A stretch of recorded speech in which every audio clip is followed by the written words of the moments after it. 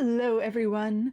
I'm Grim, a freelance artist, and this video is not the one I was planning to make. This week, I'd wanted to make a video about learning to 3D model in Blender, but well, that was the hubris planning it.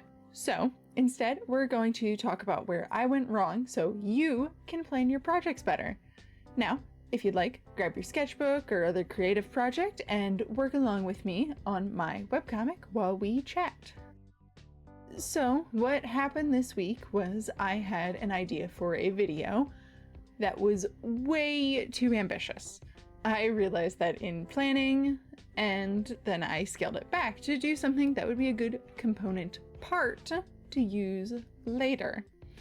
And that's where my grand idea to model a train car for the Celestial Train for this week was born. Now, for context, I have a degree in animation and game art. I've worked with Maya, which is the industry version of Blender, for 4 years. Unfortunately, 3D modeling wasn't a huge part of my curriculum. I got one ZBrush sculpting class, learned a few modeling tricks that helped with 3D animation and environment design from one of my more veteran professors, and then I learned what modeling I needed on the fly for my thesis film. I've always been a much stronger 2D artist than 3D because that's where all of my practice is prior to college. However, I've also been graduated since 2022, which means I haven't had access to or a reason to touch Maya for about 3 years now. So let's lay out the specific things I ran into so we can figure out what I could do better next time, and you can learn from my mistakes what not to do when you plan a creative project with a deadline. Problem number 1 that I ran into: overconfidence. Being upfront, I admire Julia from Drawfee a lot. I have a sense of humor that I think is quite similar. I admire the level of detail and effort she puts into her art and her methods of going over the top with basically every piece.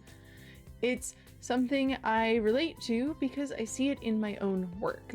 However, that does mean that I also think it's hilarious to achieve the "Julia, is this Blender?" reaction from people. It's an overcommitment to the bit of overcommitment, if you will. It's funny to me, but it's also a genuine compliment when people react similarly and recognize the effort that I put in. However, it's not a good recipe for planning things that are manageable. The remedy for overconfidence when you plan your project: you just have to be honest with yourself and your skills. I had not used Blender outside some very specific VTubing uses in the last few years, and my 3D modeling skills are only serviceable. Problem number 2 that I ran into is I skipped some fundamental steps in the process. I was not wanting to design the train by hand. I figured that I could do the design for the train car on the fly in Blender, where I'd be able to copy paste monotonous shapes and experiment very quickly. However, this meant I had no roadmap, with no idea of what I wanted to achieve specifically with this design. The remedy to this one is painfully simple. Do not skip steps.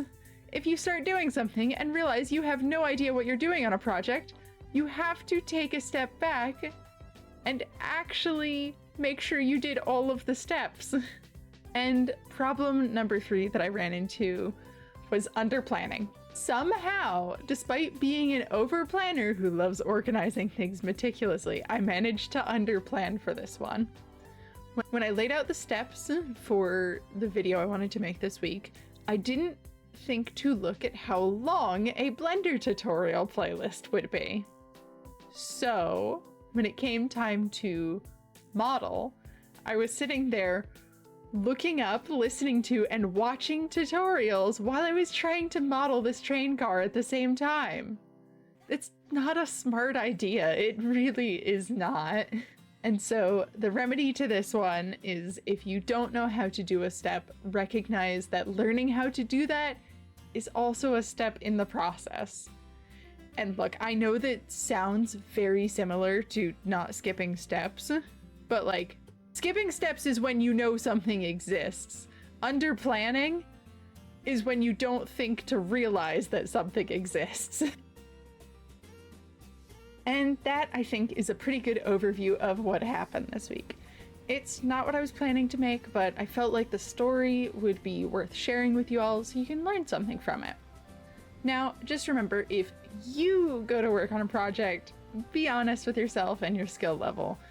Try not to skip steps, and don't forget that learning how to do a step is also part of the process and is a step in and of itself. With all that said, I hope you enjoyed, and if you made anything while listening to this, show me! In the meantime, if you've liked the art you've been seeing on screen, that is my webcomic, Pursuer of Truth. It's about entities called sparks who embody some fundamental aspects of humanity and what happens when the one embodying truth in a narrow-minded sense goes too far. I think it's a story really worth telling with everything going on these days. So if you think that's a story worth reading, you can go and do that for free on Webtoons. I just put it out there. You can read it on the internet and your phone, and you don't have to pay any money for it. There will be a link down in the description so that you can find it nice and easily.